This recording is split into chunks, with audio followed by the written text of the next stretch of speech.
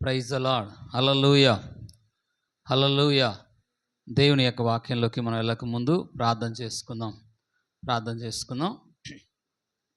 పరిశుద్ధుడైన మా తండ్రి, మీకు వందనాలు, స్తోత్రాలునైనా. జీవాధిపతి అయిన మా ప్రభువా, మీకు స్తోత్రాలు. మా కన్న తండ్రి, మమ్మల్ని ప్రేమించిన మా ప్రభువా, మీకు స్తోత్రాలు. అయ్యా, ఈ సమయంలో మందిరంలోకి వచ్చిన వారు, ఫోన్లోకి వచ్చిన వారు, అలాగే యూట్యూబ్లో చూస్తున్న ప్రతి ఒక్కరికి కూడా ఈ వాక్యం అర్థమయ్యే రీతిలో మీరు బోధించి, పరిశుద్ధాత్ముడా నీ కటాక్షము చూపించి మహిమ పొందుకోమని యేసుక్రీస్తు నామములో అడుగుతున్నాను తండ్రి, ఆమేన్. హల్లెలూయా, హల్లెలూయా.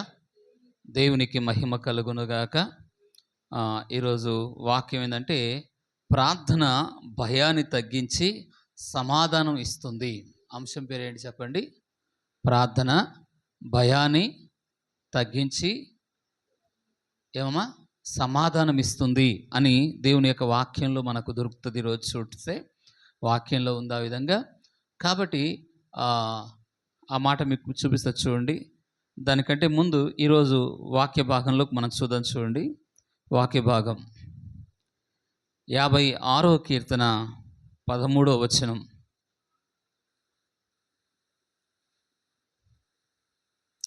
56వ కీర్తన దావీదు రాసిన కీర్తన 3-4 వచనాలు మనం చదువుతాం. నాకు భయము సంభవించిన దినమున నిన్ను ఆశ్రయించుచున్నాను. దేవుని బట్టి నేను ఆయన వాక్యాన్ని కీర్తించెదను. దేవుని యందు నమ్మకముంచాను, నేను భయపడను. 2 రకాలుగా ఇక్కడ చెప్తా ఉన్నాడు దావీదు యొక్క జీవితంలో మనం చూస్తే భయపడని వ్యక్తి ఇతను. ఎవరు చెప్పండి? మనుషులు కానీ, పరిస్థితులు కానీ, శత్రువు కానీ, గొలియాతు లాంటి వాడికే దావీదు భయపడిన వ్యక్తి కాదు. ఎందుకంటే ఇశ్రాయేలు సైన్యం అంతా కూడా భయపడినా దావీదు ఒక్కడే యుద్ధానికి వెళ్ళి యెహోవా నామం పేరిట యుద్ధం చేసినవాడు దావీదు.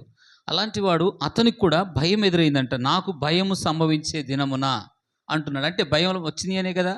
భక్తి కలిగిన వాడికి కూడా, ప్రార్థన పరుడు కూడా, దేవునితో మంచి సహవాసంలో ఉన్న వ్యక్తి కూడా ఏమొచ్చిందంట? భయం. లోకరీతిగా మనం ఒకసారి ఆలోచిస్తే, లోకరీతిగా ఒకరోజు అంట, మీకు మొన్న నేను జ్ఞానపురంలో చెప్పాను, మళ్ళీ ఒకసారి చెప్తాను. ఒకరోజు అంట ఇద్దరు యవనస్తులు చదువుకునే వాళ్ళు ఉన్నారు. 10th క్లాస్ చదువుకుంటున్నప్పుడు మంచి ఫ్రెండ్స్ అంట. ఆ క్లాస్లో కూడా బాగా చదివిద్దంట అమ్మాయి, చాలా బాగా చదివిద్దంట. ఇలాగ ఎగ్జామ్స్ జరుగుతున్నప్పుడు ఎగ్జామ్ రాసి అందరు కాలేజీ స్కూల్లో కూడా ఆ అమ్మాయి బాగా ఫస్ట్గా వచ్చేదంట. అలాంటి అమ్మాయి ఇంకొక ఫ్రెండ్ కూడా ఉండదంట. ఆ ఫ్రెండు ఈ రోజుల్లో అప్పుడులాగా ఫోన్లు లేవు కదా, అప్పుడులాగా చాలా దగ్గర సంబంధం లేవు. ఒకప్పుడు చాలా రోజుల క్రితం జరిగిన సాక్ష్యం ఇది. చాలా దినాలుగా ప్రభువును ఒక ఆమె దేవుని నమ్ముకోక ముందు జరిగిన సాక్ష్యం అన్నమాట. ఒక సేవకుడు చెప్తుండగా నేను విన్నాను. అయితే ఆమె దేవుని నమ్ముకున్నాక, నేను ఒక తప్పు చేశాను, మనస్సాక్షి నన్ను చాలా బాధ పెడతా ఉంది, మనస్సాక్షి చాలా బాధ పెడుతుంది, ఏం బాధ పెడుతున్నామని ఆ పాస్టర్ గారు అడిగినప్పుడు, అయ్యా నేను ప్రభు నమ్మకం ముందే ఒక ఆమె 10th క్లాస్లో, మేమిద్దరం ఇంకొక ఆమె నేను ఇద్దరం 10th క్లాస్లో ఉన్నాము. ఆమె క్లాస్లో బాగా చదువుతుంది, నేను కొంచెం తక్కువ. కానీ ఆమె బాగా చదువుతున్న ఆమె, మేమిద్దరం ఎగ్జామ్స్ రాసాము. అప్పట్లో ఇప్పుడులాగా ఇప్పుడు ఏమొస్తున్నాయి, ఫోన్లో కానీ ఇంటర్నెట్లో వెంటనే చూసుకోవచ్చు. అప్పట్లో ఏమొచ్చేది, ఒకప్పుడు మనం చదువుకున్న టైంలో ఒక 20 సంవత్సరాలు 30 సంవత్సరాలు బ్యాక్ చూస్తే ఏంటిది, పేపర్లో వచ్చేది 10th క్లాస్ రిజల్ట్. అయితే 10th క్లాస్ రిజల్ట్ ఆమె చూసినప్పుడు, ఆ 10th క్లాస్ రిజల్ట్ ఎప్పుడైతే చూసిందో వెంటనే ఆ రిజల్ట్ చూసిందంట, ఇద్దరికి చూసిందంట. ఆమెదే ఫస్ట్ క్లాసే ఉందంట, ఈమెకి 3rd క్లాస్లో వచ్చిందంట ఈ పేపర్లో చూసిన ఆమెకి. అయితే అప్పట్లో ఈ ల్యాండ్ ఫోన్లు ఉన్నాయి కదా ఒకప్పుడు, ఇప్పుడులాగా మన సెల్ ఫోన్లో ఒక 30 సంవత్సరాల క్రితం ల్యాండ్ ఫోన్ చేసి, ఇట్లా నువ్వు ఫెయిల్ అయినావు అని ఎవరికైతే బాగా చదివే అమ్మాయికి చెప్పిందంట. ఫోన్ చేసి ల్యాండ్ ఫోన్లోంచి వెళ్ళి జరిగిన ఏదైతే ఫస్ట్ క్లాస్ వచ్చిందో తర్వాత చెప్దాంలే, ఫ్రెండే కదా, కొంచెం భయపెట్టిద్దాం అన్నట్టుగా ఈమె వెంటనే ఫోన్ చేసి, ఆమె ఏం చేసిందంటే ఫోన్ చేసిందంట. చేసాక ఆమె ఏమైందంటే, ఎప్పుడైతే నువ్వు ఫెయిల్ అయిన అనగానే, అయ్యో నా మీద చాలా నమ్మకం ఉంది, మా ఇంటి వారు బయట ఎవరు అడిగినా నేను ఏం చెప్పగలాలి అని ఆ భయానికి తట్టుకోలేక ఎప్పుడైతే ఆ ఫోన్ విన్నదో వెంటనే అమ్మాయి ఇంట్లోకి వెళ్ళి ఊరేసుకుని చనిపోయిందంట, 10th క్లాస్లో ఫెయిల్ అయిపోయినందుకు. అయితే 10th క్లాస్లో ఎప్పుడైతే ఫెయిల్ అయిపోయింది తెలిసిందో, వెంటనే అమ్మాయి ఏమైపోయింది, సరే నా ఫ్రెండ్కి చెప్దాంలే, సరే ఇందాల అబద్ధం చెప్పాను కానీ ఫోన్లో, ఇప్పుడు మాత్రం ఇంటికి వెళ్ళి చెప్దాంలే అని ఇంటికి వస్తూ ఉందంట. ప్రయాణంలో వస్తూ ఉన్నప్పుడు ఇంటి దగ్గరలో వచ్చాక చాలా జనం కూడుకున్నారంట. ఏంది జనం కూడుకున్నారంటే అప్పుడు అంటున్నారంట, ఆమె సూసైడ్ చేసుకుంది, ఊరేసుకుని చనిపోయింది అని. ఆ రోజు తను 10th క్లాస్ ఈమె చెప్పిన తప్పుకు అనమాట. ఎవరు? ఆ మంచి పాస్ అయింది, ఎగ్జామ్లో బాగా చదివింది, బాగా పాస్ అయింది, కానీ ఫ్రెండ్ చెప్పిన మాటకు భయపడి ఏమైపోయింది చెప్పండి, ఊరేసుకుని చనిపోయింది. కాబట్టి తర్వాత యేసయ్యని నమ్ముకుందంట. యేసయ్యని నమ్ముకున్నాక, అప్పుడు దేవుని నమ్ముకోలేదు 10th క్లాస్లో ఉన్నప్పుడు. తర్వాత దేవుని నమ్ముకున్నాక ఆమె చదువుకున్న దినాలు జ్ఞాపకం, అయ్యో నేను ఇంత తప్పు చేశానే, ఒక అమ్మాయికి నేను ఇంత ఇబ్బంది పెట్టానని చాలా బాధపడుతూ పాస్టర్ గారిని అడిగిందట. అయ్యా నేను ఇలాంటి పొరపాటు చేశాను, నేను ఇలాంటి తప్పు చేశాను అని చాలా బాధపడుతున్నదంట. ఎందుకు? ఒకప్పుడు ఏం చేసింది తను? అబద్ధం ఆడినందుకు. కాబట్టి బైబిల్లో మనం చూస్తే మనుషులకి, ప్రతి మనిషి జీవితంలో కూడా భయపెట్టే సమస్యలు ఉంటాయి, భయపడే పరిస్థితులు ఉంటాయి. ఇక్కడ దావీదు మనం చూస్తే భయపడే పరిస్థితులు కనబడుతున్నాయి. దావీదు చాలా భక్తి కలిగినవాడు, శత్రువు కూడా వనకనివాడు, శత్రువు కూడా ఎదురుగా నిలిచినవాడు, దేవుని పేరట ధైర్యంగా నిలబడినవాడు. అలాంటి దావీదు జీవితంలో తనకెరిగిన భయాలు, బయట వచ్చే శత్రువును చంపాడు, నాశనం చేశాడు. కానీ దావీదు గొలియాతును ఇంట్లోనే శత్రువు అయిపోయాడు. మామని తన కొడుకే అతనికి శత్రువులుగా ఉండేవారు, ఇంటివారే అతనికి విరోధులుగా ఉండేవారు, ఇంటివారే అతనికి శత్రువులుగా ఉండేవాడు. కాబట్టి అంత భయపడుతున్న పరిస్థితుల్లో కూడా దావీదు అంటాడు, నాకు భయము సంభవించే దినమున, నాకు భయం వచ్చే పరిస్థితుల్లో, భయం వచ్చినప్పుడు నేనేం చేస్తాను ఇక్కడ చెప్తాడు. భయము ప్రతి మనిషి జీవితంలో వస్తాయి. కొన్ని రోజులు భయపడే రోజులు కూడా మన జీవితాల్లో ఉంటాయి. అది కొన్నిసార్లు మన జీవితాల్లో చూసుకుంటే ఆరోగ్యం గురించి కావచ్చు, అనారోగ్యం వచ్చినప్పుడు భయాలు వస్తాయి. అలాగే మనం చూస్తే భవిష్యత్తును గురించిన భయాలు కూడా వస్తాయి లేవా? భవిష్యత్తును గురించిన భయాలు వస్తాయి, అనారోగ్యాలు కుటుంబంలో కలిగినప్పుడు భయాలు వస్తాయి, అలాగే పిల్లల గురించిన భవిష్యత్తు గురించిన భయాలు వస్తాయి. రకరకాల సమస్యలు ఈరోజు వివిధ భయాలు మనల్ని పెడతా ఉంటాయి.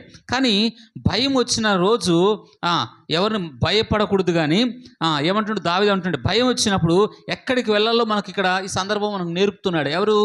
దావీదు. ఏం సందర్భం నేర్పుతున్నాడు? మనం ఏం నేర్చుకోవాలి ఇక్కడ అంటే, ఈ లేఖనాల్లో దావీదు ఇలా అంటున్నాడు. కీర్తనకారుడు దావీదు చూస్తే తనకు భయం వచ్చినప్పుడు, నేను మనుషుల ఎదుటికి నేను మొదటగా వెళ్ళలేదు, దేవుని ఎదుటికి మొదటగా నేను ఆశ్రయించాను అంటున్నాడు.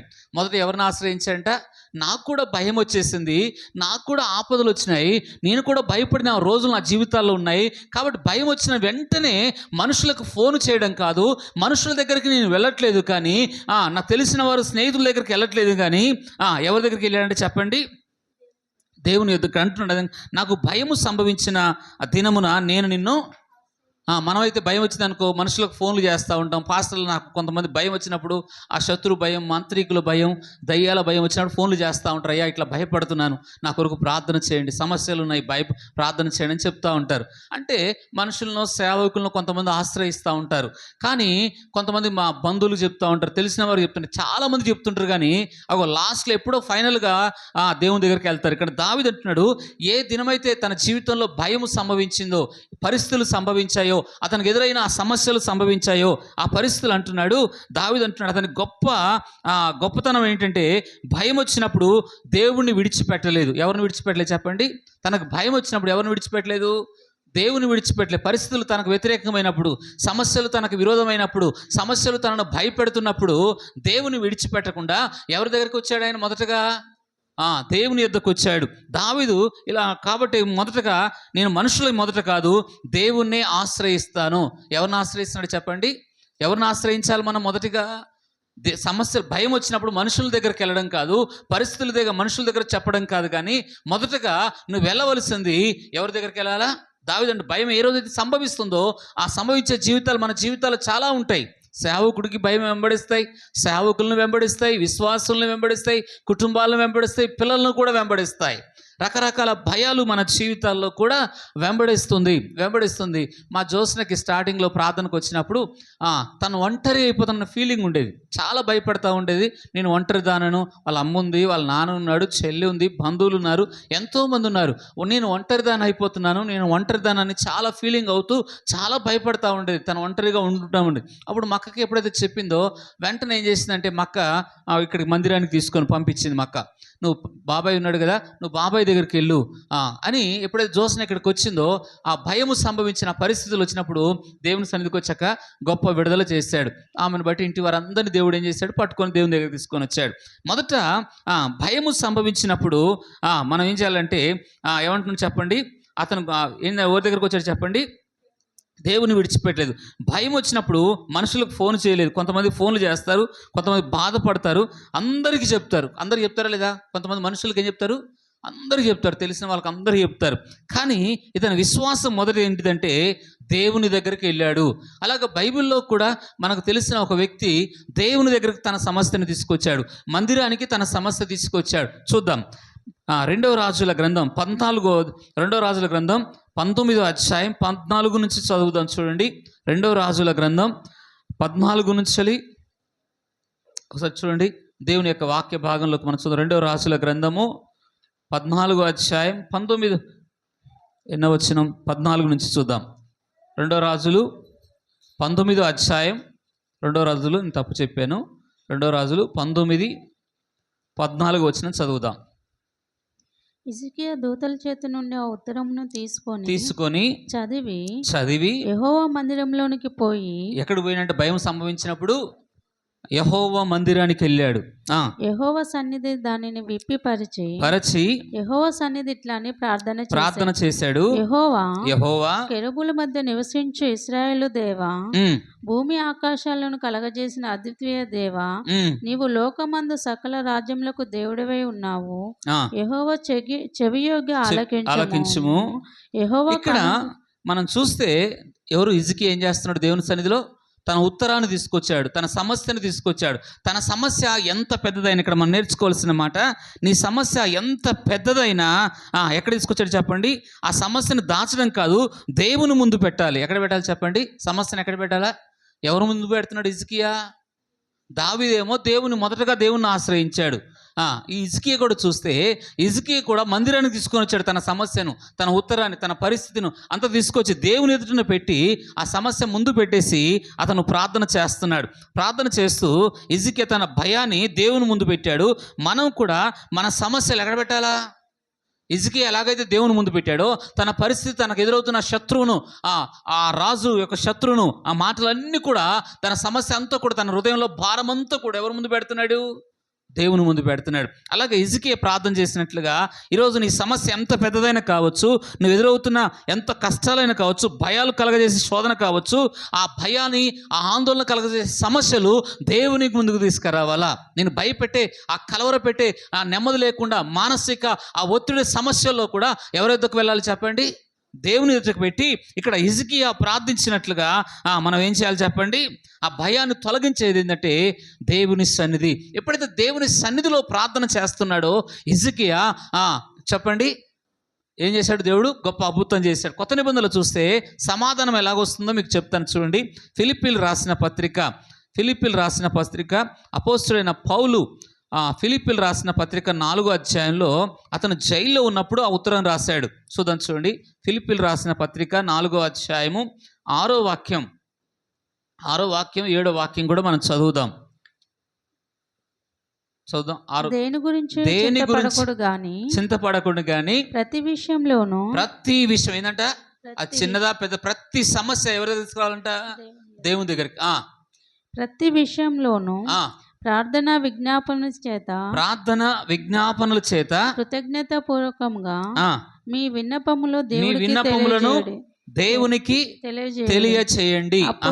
అప్పుడు సమస్త జ్ఞానానికి మించిన దేవుని సమాధానము యేసుక్రీస్తు మీ హృదయములను, మీ తలంపులను కావలి. ఇప్పుడు ప్రార్థన అంటే నీ కొరకు చేసేది, విజ్ఞాపన అంటే ఇతరుల కొరకు చేసేది. ఇప్పుడు ప్రార్థన చేస్తున్నప్పుడు ఏమొచ్చిందంటే, అతను ప్రార్థన చేయకముందు అతనిలో సమాధానం లేదు, ప్రార్థన చేయకముందు దేవుని సన్నిధి అతనికి రాలేదు. ఎప్పుడైతే పౌలు గారు అంటున్నాడు, ఏమన్నా ప్రతి విషయంలో దేవునికి ఏం చేయాలంట? ప్రార్థన అంటే ప్రార్థన నీ భయానికి కావచ్చు, నీలో సమాధానం లేకపోవచ్చు.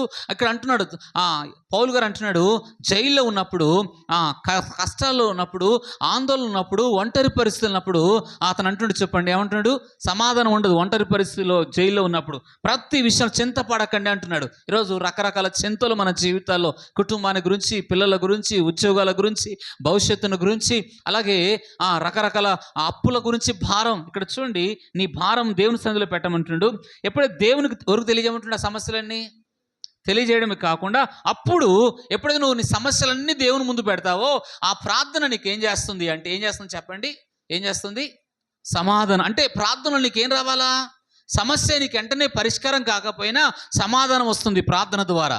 నీలో నా భయాలు, నీలో నా ఆందోళన. ఇప్పుడు హిజ్కియాలో మనం చూస్తే సమస్య చాలా పెద్దది, పరిస్థితులు తన చాలా భయాందోళన కలగజేస్తున్నాయి, కలవరాలు కలగజేస్తుంది. అయినా ఆ భయాలు, తనకు అసాధ్యమైన సమస్యలు, చాలా భయం పెట్టే పరిస్థితులు కూడా ఎవరి దగ్గర తీసుకొచ్చాడు చెప్పండి? దేవునికి దాచకుండా ప్రార్థనలు మొత్తం కూడా ఎవరి ముందు చెప్పాడు? దేవుడి ముందు చెప్పాడు. హిజ్కియా కూడా అలాగే. కాబట్టి మనం మొదట నేర్చుకోవాలా, సమస్య ఎంత పెద్దదైనా దేవుని దగ్గరకు తీసుకురావాలా. భయాందోళన కూడా తొలగించేది ప్రార్థన జీవితము. అక్కడ అంటున్నాడు, ప్రార్థన ద్వారా నీకేమొస్తుందంట? సమాధానం వస్తుందని దేవుని యొక్క వాక్యం నీకు సెలవిస్తుంది. మొదటి మాట ఏం చెప్తుంది? భయం వచ్చినప్పుడు దావీదు ఎవరి ముందు ఎవరిని ఎంచుకున్నాడు? ఎక్కడికి వచ్చాడు? మనుషుల దగ్గర చెప్పలేదు, తెలిసిన వారు చెప్పలే, అందరికి చెప్పలే, ఫోన్లు చేయలే. ఎవరి దగ్గరికి వెళ్ళాడంట? దేవుని దగ్గరికి తన సమస్యను తీసుకొచ్చాడు. హిజ్కియా మనం చూస్తే భయం వచ్చేసినప్పుడు ఎక్కడ తీసుకొచ్చాడు ఆ ఉత్తరాన్ని?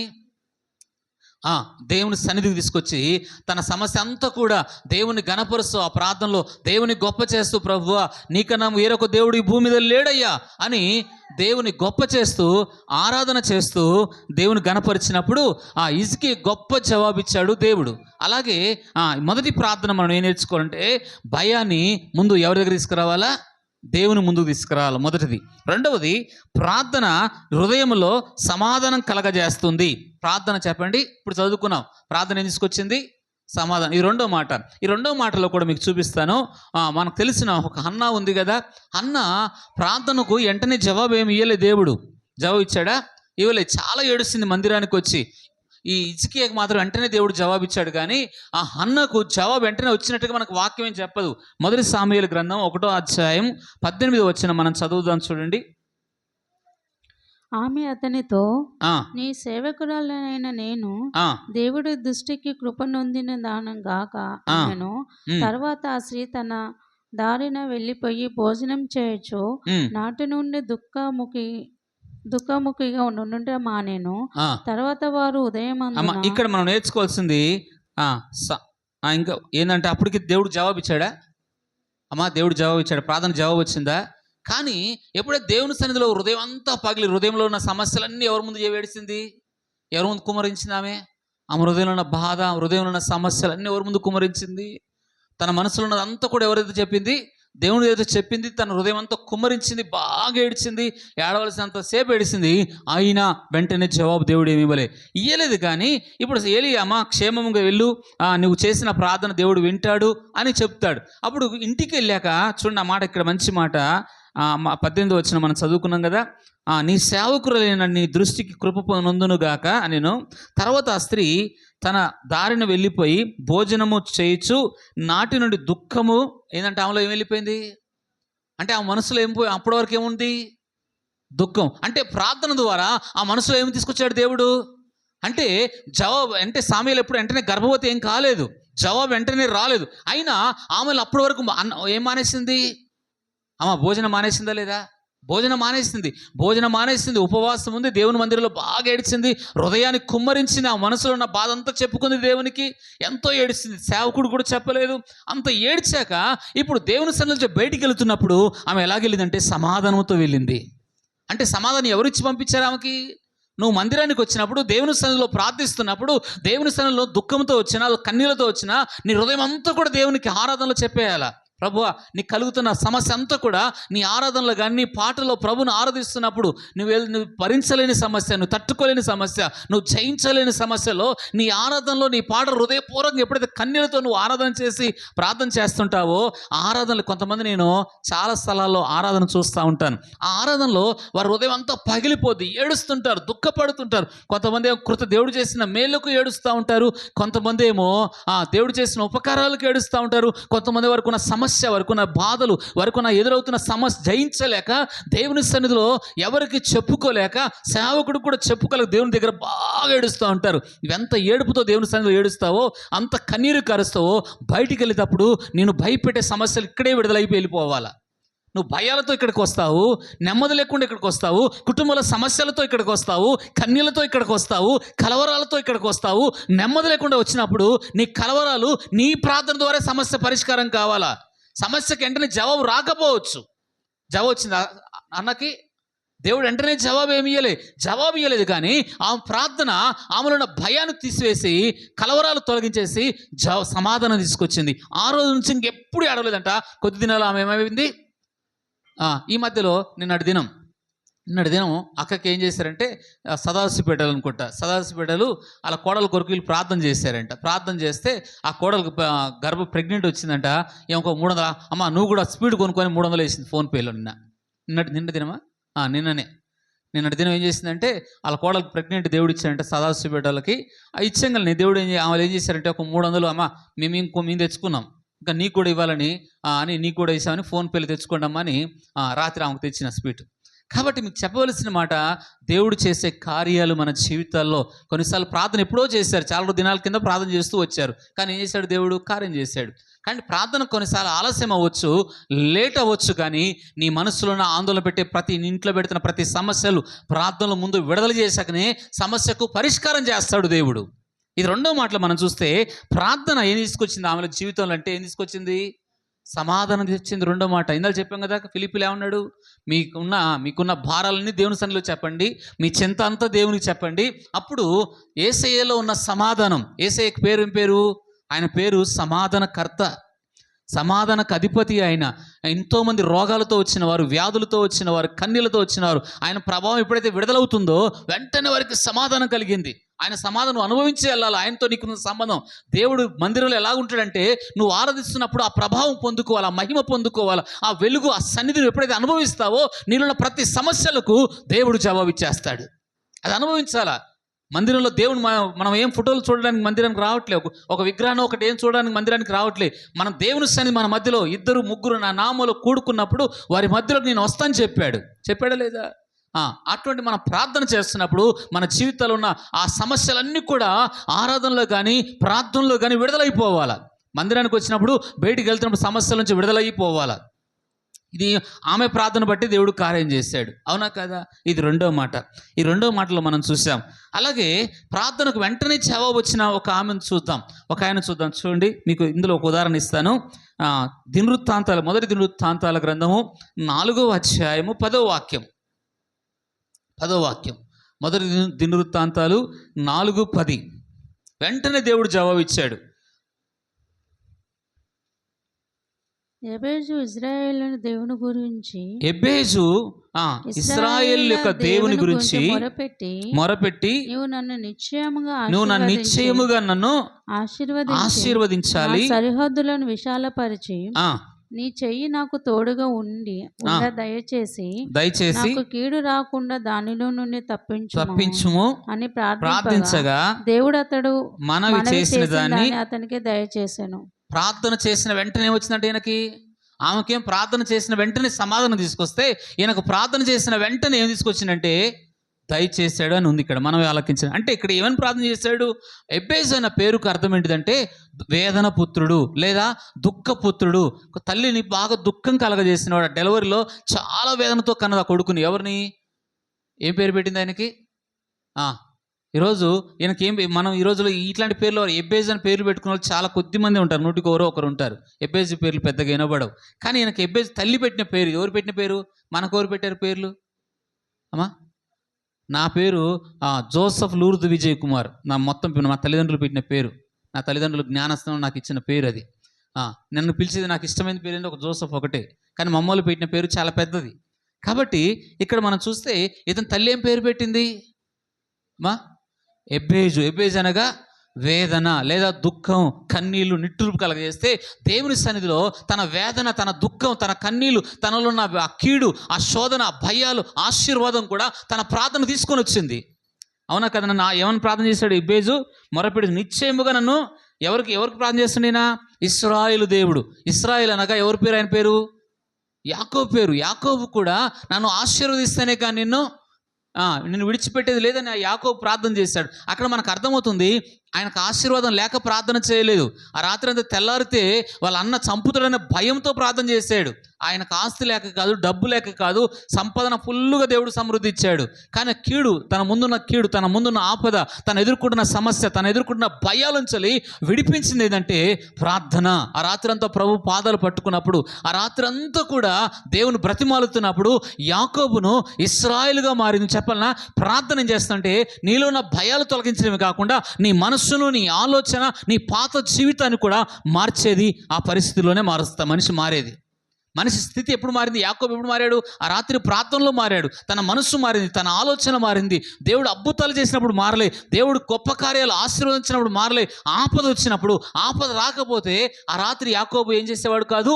ప్రార్థించేవాడు కాదు. ఆ ఆపదన ఆ రాత్రి యాకోబు మోసగాడు, నా పేరు యాకోబయ్య అని చెప్పాడు దేవునికి. ఎప్పుడైతే చెప్పాడో తన స్థితి అంతా కూడా పశ్చాత్తాపడి ఏడుస్తుంటే యాకోబు పోయి ఇశ్రాయేలుగా మార్చాడు. ఈరోజు కూడా ఒక దేశంగా దేవుడు చేశాడు.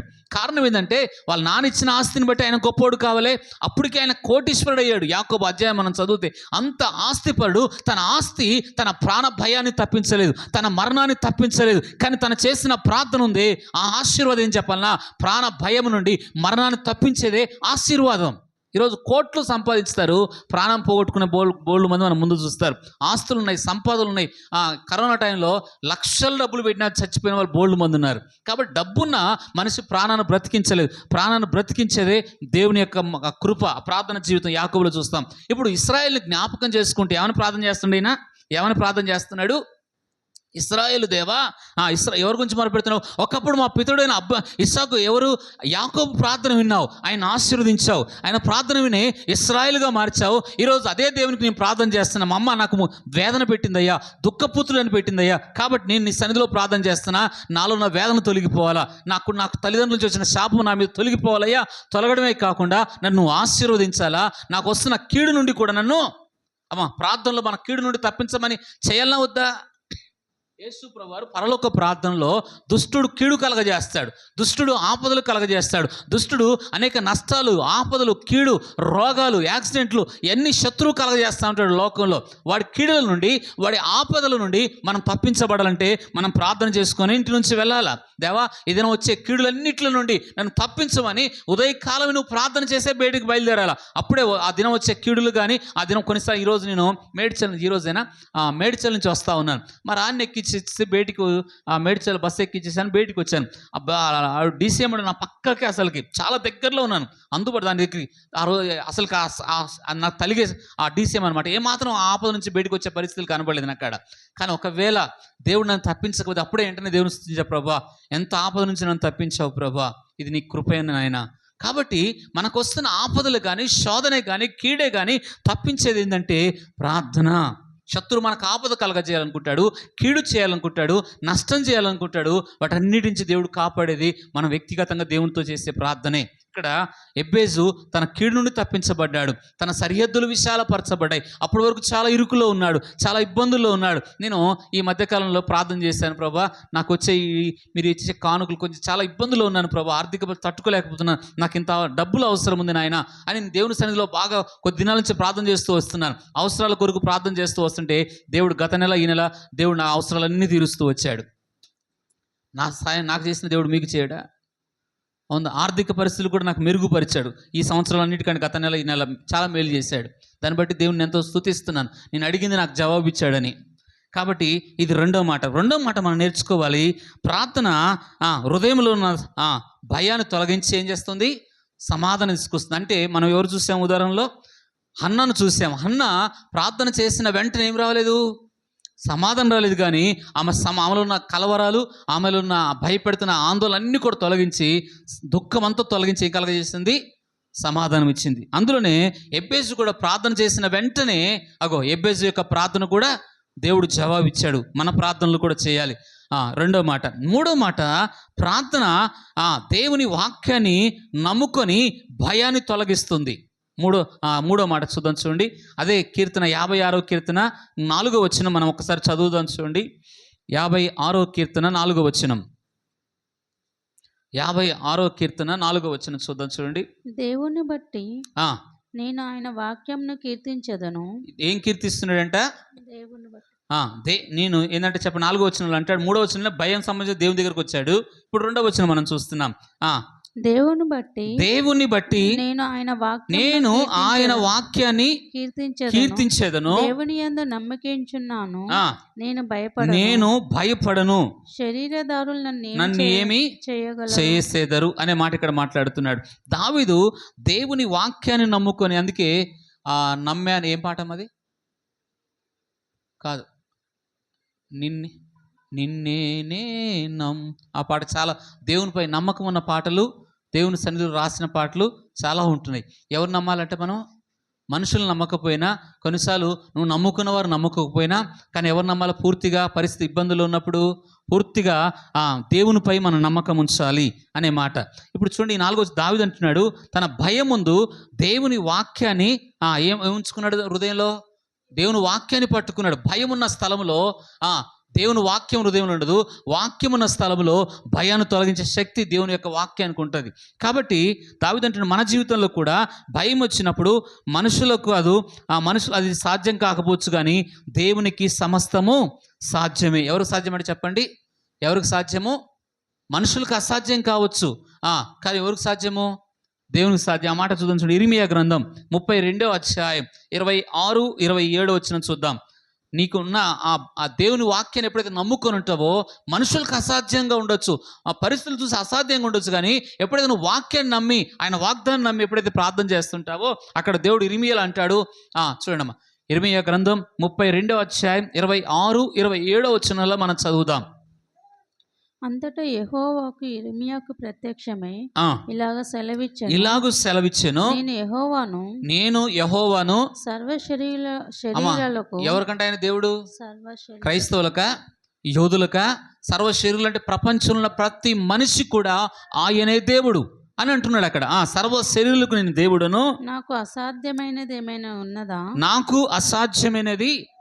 ఉన్నదా? కావున యెహోవా ఈ మాట సెలవిచ్చుచున్నాడు, ఇదిగో నేను ఈ పట్టణమును కల్దీయుల చేతికిను. చాలు. ఇప్పుడు ఏమంటున్నాడు? యెహోవాకు మనం ఏం చూస్తాం అంటే, మనుషులు మాట కంటే దేవుని మాటపై ఎక్కువ నమ్మకం ఉంచాల. మనుషులు అంటారు ఇది అసాధ్యము కాదు, సాధ్యము కాదు. మనుషులు ఏమంటారు చెప్పండి? ఇది సాధ్యం కాదు, ఈ సమస్యల నుంచి బయటికి రావడం సాధ్యం కాదని మనుషులు అంటారు. కానీ దేవుడు అంటాడు, దేవుని వాక్యం అంటుంది, ఏమంటుంది? ఇది దేవునికి సాధ్యమే. మనుషులు అంటారు ఇది అసాధ్యం. మొన్న మీకు ఇక్కడ చెప్పానో లేదో, ఒకరోజు ఏం జరిగిందంటే, ఒక ఇంట్లో చెప్పాను అనుకుంటాను. హాస్పిటల్లో ఒక కుటుంబం అడ్మిట్ అయ్యారు. మనకు తెలిసిన, మనకు కాదు, వేరే ఒక హాస్పిటల్లో, వేరే ఒక చర్చి వాళ్ళ ఒక పాస్టర్ గారు చెప్తూ ఉన్నాడు. వాళ్ళ విశ్వాసులు అంటే హాస్పిటల్ అడ్మిట్ అయ్యి, ఏంటి బ్లడ్ సర్కిల్ ఏముంటాయమ్మా, వైట్ సర్కిల్ ఏమొచ్చింది? అది డెంగ్యూ వచ్చిందంట. డెంగ్యూ వచ్చి ఎన్ని ఉండాలి? 1,50,000 ఉండాలి కదా, 45,000 వచ్చిందంట. 45,000 వచ్చంగానే వెంటనే వాళ్ళు చాలా భయపడిపోయి, పాస్టర్ గారు చాలా పరిస్థితులు చాలా ఇబ్బందిగా ఉంది, డాక్టర్లు చాలా ఇబ్బంది పెడుతున్నారు అని చెప్పారంట. భయపడకండి, దేవుడు మనతో ఉన్నాడు అన్నాడంట. ఎప్పుడైతే దేవుడు మనతో ఉన్నాడు అనగానే హాస్పిటల్ ఐసీయూలో అడ్మిట్ చేశారంట.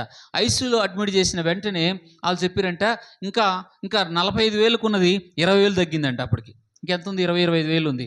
ఇప్పుడు మళ్ళీ పాస్టర్ గారు ఫోన్ చేశారంట, అయ్యా ఇట్లా 45,000 ఉంది, 20,000 తగ్గిపోయింది, ఇప్పుడు 20,000 వచ్చేసింది అని అనగానే, భయపడదు, దేవుడు మనతో ఉన్నాడు అన్నాడంట. ఎప్పుడైతే ఆ ఉదయకాలం నుంచి సేవకులు వాళ్ళు ఏమో ఐసీయూలో ఉన్నారు, వీళ్ళు ప్రార్థన చేస్తూ ఉన్నారు. పాస్టర్ గారు ఎప్పుడైతే ప్రార్థన చేస్తూ ఉన్నాడో, సాయంకాలం కల్లా 20,000 ఉన్నది 65,000కు దేవుడు చేసిందంట. అది డెంగ్యూ చాలా ప్రమాదకరమైంది, చాలా డౌన్ అయిపోయింది కదా, ఏమాత్రం డౌన్, పూర్తిగా బతికే అవకాశం లేదు, సీరియస్ కండిషన్. అట్లాంటి పరిస్థితుల్లో కూడా మన డాక్టర్లు చెప్తున్నారు ఇది అసాధ్యం, పైకి ఏంటి ప్లేట్లెస్ లేవడం కొంచెం అసాధ్యంగా ఉంది. భయపెడుతున్నారు డాక్టర్లు కానీ, మనుషులు కానీ, పరిస్థితులు కానీ భయపెడుతున్నారు. కానీ దేవుడు చెప్తున్నాడు, సేవకులు చెప్తున్నారు, ఇది అసాధ్యం కాదు, భయపడకు, దేవుడు నీతో ఉన్నాడని చెప్తున్నారు. ఎప్పుడైతే ప్రార్థన చేస్తున్నారో దేవుడు కార్యం చేశాడు. మనకు తెలిసిన మనుషులు ఏమంటారంటే ఇది అసాధ్యం, ఇది వాళ్ళ మనుషులు వల్ల కాదు, ఈ పరిస్థితులు మనం ముందుకు వెళ్ళలేం. కానీ దేవుని వాక్యం చెప్తుంది అసాధ్యమైనది ఏది యెహోవాకు లేదు అంటుంది దేవుని వాక్యం. అందుకే మనం ఎవరిని నమ్ముకోవాలంటే దేవుని యొక్క వాక్యాన్ని మనం నమ్ముకోవాలి. ఎవరు నమ్ముకోవాలా? మనుషుల మాట మీద నమ్మకం పెట్టద్దు, పరిస్థితుల పైన నమ్మకం పెట్టద్దు, పరిస్థితుల వైపు చూసి నమ్మకం పెట్టదు. కానీ దేవుని యొక్క వాక్యంపై ఎప్పుడైతే నమ్మకం పెడతావో దేవుడు కార్యం జరిగిస్తాడు. ఇది మూడో మాట. ప్రార్థన దేవుని వాక్యాన్ని నమ్ముకున్న వ్యక్తి భయాన్ని తొలగిస్తుంది. మూడో మాటలో ఇంకా చూస్తే నీకు మార్గం లేదు అన్నప్పుడు కూడా దేవుడు మార్గాన్ని కలగజేశాడు. ఇశ్రాయేల్ ప్రజలు ఎర్ర సముద్రం దగ్గర వాళ్ళకు కూడా భయం వచ్చింది, ఇంకా మార్గం లేదు, త్రోవ లేదు, కానీ ముందుకు వెళ్ళలేని పరిస్థితి. మనుషులందరూ అన్నారు మనకు ఇంకా మార్గం లేదన్నారు. కానీ దేవుడు అన్నాడు మార్గం లేనిది దేవుడు మార్గాన్ని కలగజేశాడు అక్కడ. అవునా కదా? మనుషులు ఏమన్నారు, మనం ఇంక ముందుకు వెళ్ళలేమన్నారు. పరిస్థితులు ఏమైనా ముందుకు వెళ్ళలేని పరిస్థితులు. కానీ మార్గం లేని చోట మార్గం కలగజేసింది. కొన్నిసార్లు నువ్వు ఒంటరి వాడు అంటారు, కొన్నిసార్లు ఒంటరిగా అయిపోతావు. కానీ ఆ పరిస్థితిలో ఒంటరి అయిపోయిన పరిస్థితుల్లో కూడా దేవుడు నీతో ఉంటాడు.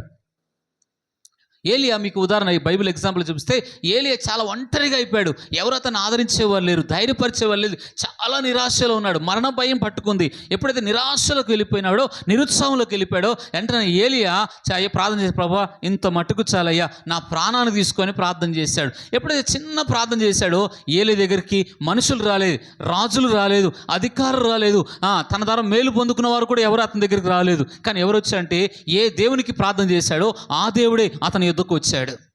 మనుషులు నీ దగ్గర రాకపోవచ్చు, కానీ ఎవరు రావాలా? దేవుని దూత వచ్చి అక్కడ ధైర్యపరిచి భోజనం పెడుతుంది ఏలియాకి. అవునా కదా? కాబట్టి నిరాశలో ఉన్నప్పుడు వాక్యాన్ని ఎప్పుడైతే నమ్ముకుంటావో, ప్రార్థన ఎప్పుడైతే నమ్ముతావో, ఆ స్థితిలో ఆ లాస్ట్ స్టేజ్లో కూడా మనం ప్రార్థన చేస్తే అక్కడికి దేవుడు వస్తాడు, ప్రభు వస్తాడు. కాబట్టి మూడో మాటలో మనం చూస్తున్నాం, ఏమంటారు, నువ్వు ఒంటరిగా ఉన్నప్పుడు కూడా దేవుని వాక్యాన్ని మనం ఏం చేయాలా? నమ్మాలి. అందుకే జీవితంలో పేతురు మనం చూస్తాం. పేతురు ఏమాడు చెప్పండి?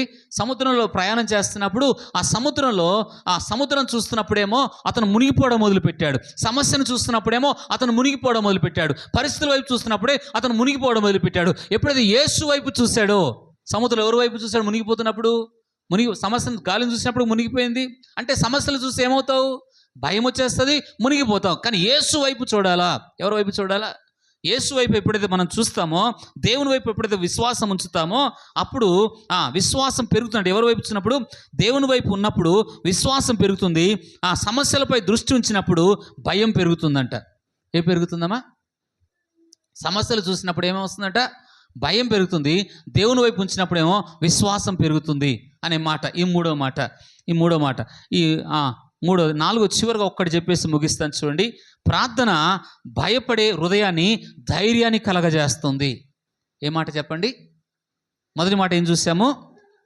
భయపడిన సందర్భంలో వచ్చినప్పుడు, భయం పెరిగినప్పుడు అతను ఏం చేశాడు? ఎవరి దగ్గరికి వెళ్ళాడు? దేవుణ్ణి ఆశ్రయించాలి. మొదటి మాట.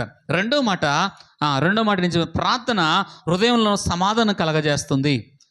మూడో మాట, దేవుని వాక్యాన్ని నీలోన్న భయాలు తొలగిస్తుంది. మూడో మాట, వాక్యాన్ని నమ్మాలి. నాలుగో మాట, ప్రార్థన భయపడే హృదయాన్ని ధైర్యాన్ని కలగజేస్తుంది.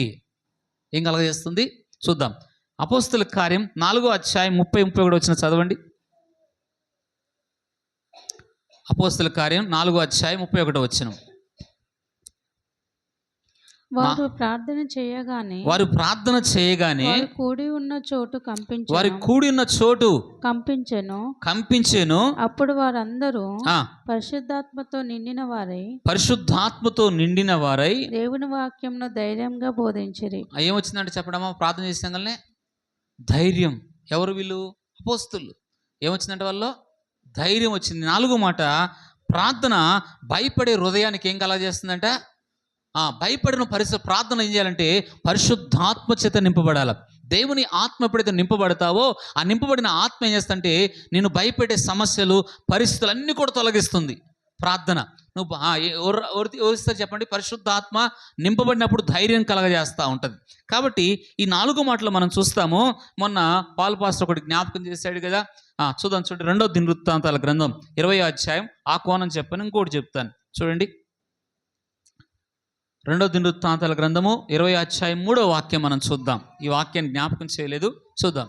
ఇది ఒకటి చెప్పేసి ముగించేద్దాం. అందుకు యెహోషువపాతు భయపడి యెహోవా వద్ద విచారించుటకు మనసు నిలుపుకొని యూదా అంతటా ఉపవాస దినమును ఆచరింపవలెనని చాటింపగా. 4వ దానిలో ఇక్కడ మనం చూస్తే ధైర్యం రావాలంటే ఇక్కడ యెహోషువపాతు ఏం చేస్తున్నాడు? తను ఒక్కడే ఉండలేదు. 3 దేశాలు వచ్చినాయి. ఏమొచ్చినాయి అంటే 3 రాజ్యాలు వచ్చినాయి. 3 చుట్టూన 3 రాజ్యాలు వచ్చాయి ఆయన మీదకి. యుద్ధం ఆయన మీదకి ఎప్పుడైతే వచ్చాయో అప్పుడు ఇతను ఏం చేస్తున్నాడంటే, ఏమైనా ప్రార్థన చేస్తున్నాడు? దేవుని సన్నిధిలో అతను మనసు నిలుపుకొని ప్రార్థన చేస్తూ తను ఒక్కడే ఉండకుండా ప్రజలందరూ కూడా ఏం చేస్తున్నాడు చెప్పండి? ఉపవాసం. ప్రభు యేసు ప్రభు లోకంలో ఉన్నప్పుడు ఒక మాట చెప్పాడు. ఆయన పరిచయం చేస్తున్నప్పుడు, ఈ దయ్యం ఎందుకు విడుదల కలగలేదంటే ప్రార్థన ద్వారా, ఉపవాసం ద్వారానే అవుద్దంటాడు. కాబట్టి కొన్నిసార్లు ప్రార్థనకు ఆలస్యమైనప్పుడు, ప్రార్థనకు సాధ్యం కానప్పుడు ఏముండాలి మనం? ఇప్పుడు ఇక్కడ ఉపవాసం ఉండకుండా, ప్రార్థన చేయకుండా దేవుడు వారికి జవాబు ఇవ్వలేదు. ఇచ్చాడా? వాళ్ళు ముందే ఎక్కడికి వెళ్ళారు? వారికి జవాబు రాకముందు ఎక్కడికి వెళ్ళారు? దేవుని సన్నిధిలోకి వెళ్ళారు. వెళ్ళడమే కాకుండా వారు ఉపవాసం ఉన్నారు, ప్రార్థన కూడా చేశారు. ఈ ప్రార్థన ద్వారా దేవుడు ఏం చేశాడంటే, ఏం చేశాడు చెప్పండి అమ్మా? ప్రార్థన చేసింది. సంక్షోభ పరిస్థితుల్లో కూడా మన శక్తికి మించిన సంక్షోభం వచ్చినప్పుడు దేవునిపై ఆధారపడాలి. శక్తికి మించిన సమస్యలు వస్తాయి, జయించలేని వాళ్ళు మన వల్ల కానప్పుడు, ఏ సమస్య అయితే నువ్వు జయించలేకపోతుంటావో, నీ శక్తికి మించిన నేను భరించలేను, నా వల్ల కాదంటావో, అప్పుడు మనం ఏం చేయాలా? ప్రార్థన ఒకటే కాదు, ఉపవాసం కూడా ఉండాలి. ఇక్కడ వారి శక్తికి మించి, వారి సైన్యానికి మించి, వారికి ఉన్న బలానికి మించి శత్రువు వారి మీద యుద్ధం ఆడుతున్నాడు. అప్పుడు ఆ పరిస్థితిలో 12వ వచనం మనం చూస్తే ఒకసారి ఏమని, మా దేవా, నీవు వారికి తీర్పు తీర్చవా? మా మీదికి వచ్చు ఈ గొప్ప సైన్యం యుద్ధము చేయుటకు మాకు శక్తి చాలదు. ఏమైనా చేస్తున్నారా లేదా? వారికి శక్తికి మించిన సమస్య, శక్తికి మించిన సైన్యం, శక్తికి మించిన అధికారం అంతా వారి మీదకి వస్తున్నప్పుడు వారు ఏం చేస్తున్నారు చెప్పండి? వారు ముందు ఉపవాసం ఉన్నారు, తర్వాత వారి శక్తికి మించిన సమస్యను ప్రార్థన ద్వారా, ఉపవాసం ద్వారా దేవుడు జయమిచ్చాడు. ఎప్పుడైతే ఉపవాసం ప్రార్థన 2 చేశారో కింద వచనంలో దేవుడు మాట్లాడడం మొదలు పెడతాడు. 15వ వచనంలో మళ్ళీ ఒకసారి చూద్దాం. ఒకసారి చూడండి. యూదావారులారా, యెరూషలేము కాపురస్తులారా, యెహోషాపాతు రాజా, మీరందరూ ఆలకించండి. యెహోవా సెలవిచ్చినదేమనగా, ఈ గొప్ప సైన్యమునకు భయపడకండి, జడియకండి. ఈ యుద్ధము మీదు కాదు, యెహోవానే జరిగించును. ఎవరు జవాబు ఇవ్వడం మొదలుపెట్టాడు? వారు ప్రార్థన చేయకుండా, దేవుని సన్నిధిలో యూదులందరూ కూడా ప్రార్థన చేయకుండా, ఉపవాసం చేయకుండా దేవుడు జవాబు ఇచ్చాడా? ఎప్పుడు మాట్లాడడం మొదలుపెట్టాడు? ప్రవచన రీతిగా ఎప్పుడు మాట్లాడడం మొదలుపెట్టాడు? వారు ఉపవాసము, ప్రార్థన ద్వారానే దేవుడు మళ్ళీ వాళ్ళతో మాట్లాడమాట. అంటే వారి శక్తికి మించిన, కొన్నిసార్లు నీ శక్తికి మించిన సమస్యలు నీ ముందుంటాయి, నువ్వు జయించలేని సమస్యలు, నువ్వు బయటికి ఏంటంటే నీ వల్ల కాని సమస్యలు ఏమైతే ఉన్నాయో అప్పుడు ఏముండాలి చెప్పండి?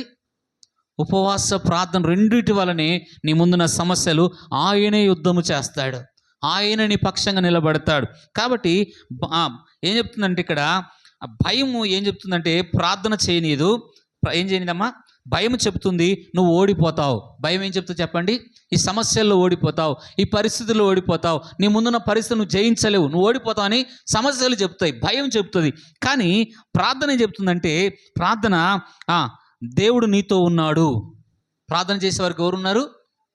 ఎవరు నీతో ఉన్నారు? ప్రార్థన చేసేవారికి దేవుడు నీతో ఉన్నాడు. నీ ప్రార్థన చేసేవారికి నీ సమస్య కంటే నీ దేవుడే గొప్పోడు అని మనం ప్రార్థన చేసేవారికి ధైర్యాన్ని వస్తుంది.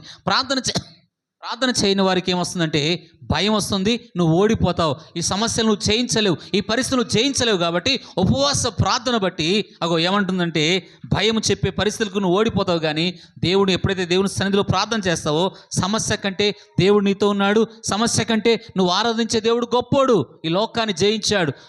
కొత్త నిబంధనలో ఒక మాట ఏం చెప్తుంటే, ఈ లోకంలో ఉన్నవాడి కంటే నీలో ఉన్నవాడు గొప్పవాడు అని వాక్యం చెప్తుంది. కాబట్టి ఈ 4 మాట, ప్రార్థన భయపడే హృదయాన్ని ఏం చేస్తుందంట? ధైర్యాన్ని ఇస్తుంది. ఈ ధైర్యం ఎప్పుడు వచ్చిందంటే వారికి ఉపవాసము, ప్రార్థన. నీ శక్తికి మించిన సమస్యలు, నువ్వు జయించలేని సమస్యలు ఉన్నప్పుడు, ఈ నాలుగోది నీ వల్ల కాని పరిస్థితి ఉన్నప్పుడు మనం ఏముండాలా?